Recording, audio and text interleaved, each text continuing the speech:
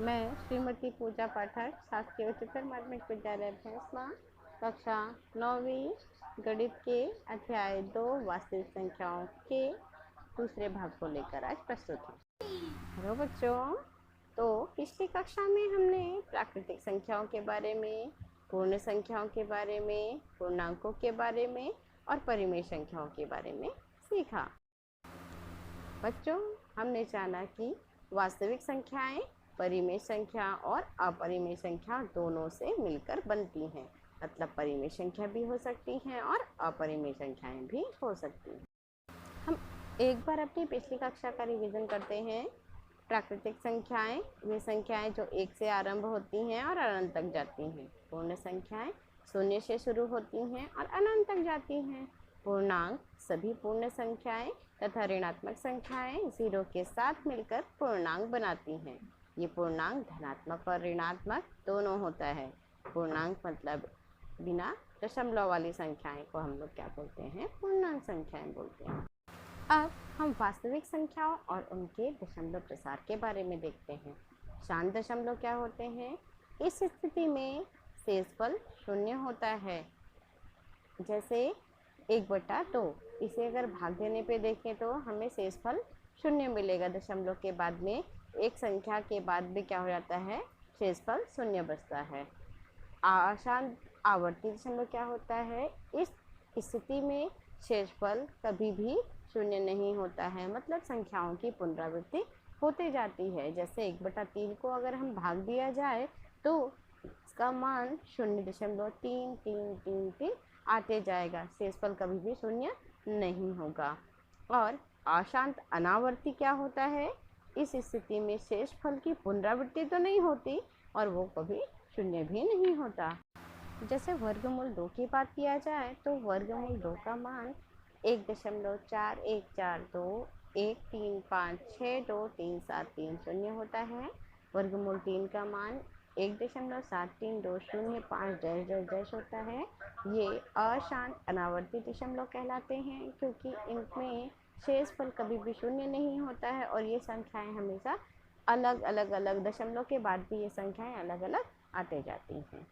मतलब ऐसी स्थिति में क्या होता है? शेष की पुनरावृत्ति नहीं होती है। दशमलव के प्रसार में हम देखते हैं कि वो कब अशांत होता है और कब शांत आवर्ती होता है। Terminating and non terminating repeating decimal. जैसे 3/2 है, इसे भाग देने पे 1.5 आता है, उसके बाद शेषफल 0 हो जाता है और इसे हम क्या बोलते हैं? शांत आवर्ती दशमलव बोलते हैं।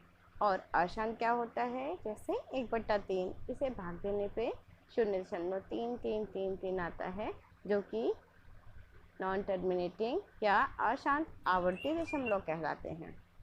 जैसे कुछ प्रश्न हैं। 0.6 बार, ये जो ऊपर रेखा है इसे हम बार कहते हैं। इसका मतलब ये है कि भिन्न वाली संख्याओं को भाग देने पर शेषफल हमेशा, मतलब भाग देने पे 0 के बाद में 6 वो आता जाएगा। तो इस 6 को बार बार ना लिख के हम 0.6 के ऊपर में एक बार लिखते हैं। हम एक प्रश्न के माध्यम से इसे समझते हैं। जैसे कोई परिमेय संख्या दिया हुआ है 1.5 बार को p/q के रूप में लिखना है, तो ये बोल सकते हैं कि माना p/q बराबर 1.5 बार की जगह में 5 ये हमारा समीकरण 1 होगा। अब इसके दोनों पक्षों में 10 का गुणा करने पे, 10 का गुणा इसलिए करेंगे क्योंकि एक ही संख्या में बार होगा। अगर 2 संख्या में बार होगा तो 100 का करेंगे। अतः दोनों पक्षों में 10 का गुणा करने पर हमें मिलेगा 10 p/q बराबर 15.5555। ये हमारा समीकरण 2 होगा। अब हमें 2 समीकरण प्राप्त हुआ। अब समीकरण 2 में समीकरण 1 को घटाने पर 10 p/q ऋण p/q बराबर 15.5555 ऋण 1.5555। तो 10 में से एक p/q को घटाएंगे तो 9 p/q बराबर 14 आएगा। अतः p/q बराबर 14/9। मतलब हमने 1.5 बार को भिन्नात्मक रूप या परिमेय संख्या के रूप में लिख लिया। तो भिन्नात्मक रूप में इसका मान आ गया है 14/9। यही इसका हल होगा। आइए बच्चों, आज हम अब परिमेयीकरण के बारे में देखते हैं। पहले नाम सुना है क्या आपने, परिमेयीकरण? बच्चों सोचो ज़रा, क्या होता है ये परिमेयीकरण? क्या आपने कभी इस तरह के भिन्न को देखा है? 1/√2 धन वर्गमूल 3। आइए हम समझते हैं कि परिमेयीकरण क्या होता है। कोई भी भिन्न में कभी भी वर्गमूल वाली जो संख्याएं होती हैं उन्हें हम मानते हैं कि हर में नहीं होना चाहिए। अगर किसी प्रश्न में ऐसी संख्याएं हर में दी हुई हैं, भिन्न के हर में दी हुई हैं, तो इसे उस भिन्न के हर से हटाने के लिए या प्रतिस्थापित करने के लिए हमें उसी संख्या का अंश और हर में गुणा करना होता है। तो इससे हर से वह संख्याएं हट जाती है, इसे ही परिमेयीकरण कहते हैं। ये कब? जब हर में सिर्फ एक वर्गमूल वाली संख्या है। देखिए इसे किस तरह हल किया जाता है। तो इसे हल करने के लिए जैसे 1/√7 दिया हुआ है।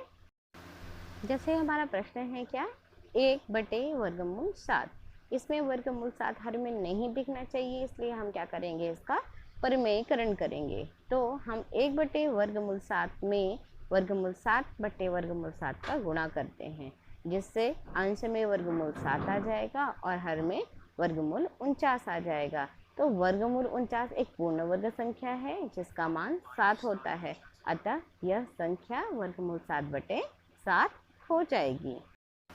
आइए बच्चों, अब हम ऐसी भिन्न संख्याओं का परिमेयीकरण करना सीखेंगे जहाँ पे हर में 2 पद होते हैं।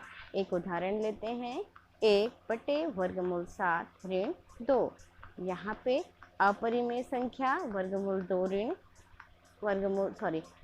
7-2 है, हर में दिया गया है। इसका परिमेयीकरण गुणक क्या होगा? तो वर्गमूल 7-2। ऐसे 2 पदों वाले के लिए क्या करते हैं कि 2 पदों के बीच में जो चिन्ह होता है उस चिन्ह को परिवर्तित करके अंश और हर में गुणा करते हैं। तो वर्गमूल 7-2 का अंश एवं हर में गुणा करने पर 1/√7-2 बराबर 1/√7-2 गुणा वर्गमूल 7-2/√7-2। ये गुणा करने पे आएगा वर्गमूल 7-2 बटा वर्गमूल 7 का वर्ग ऋण 2 का वर्ग। यह सूत्र है कौन सा? a का वर्ग ऋण b का वर्ग का a-b और a-b होगा, इसलिए इसका मान आ जाएगा वर्गमूल 7-2 बटे वर्गमूल 7 का वर्ग 7-4 बराबर वर्गमूल 7-2/3। यही इसका हल है। बच्चों इसी तरह से हम अन्य प्रश्नों को भी हल कर सकते हैं। देखिए एक और प्रश्न है, 1/√5 धन वर्गमूल 2। इसे यह दिखाया गया है, आपको भी इस तरह से हल करना है। ठीक है।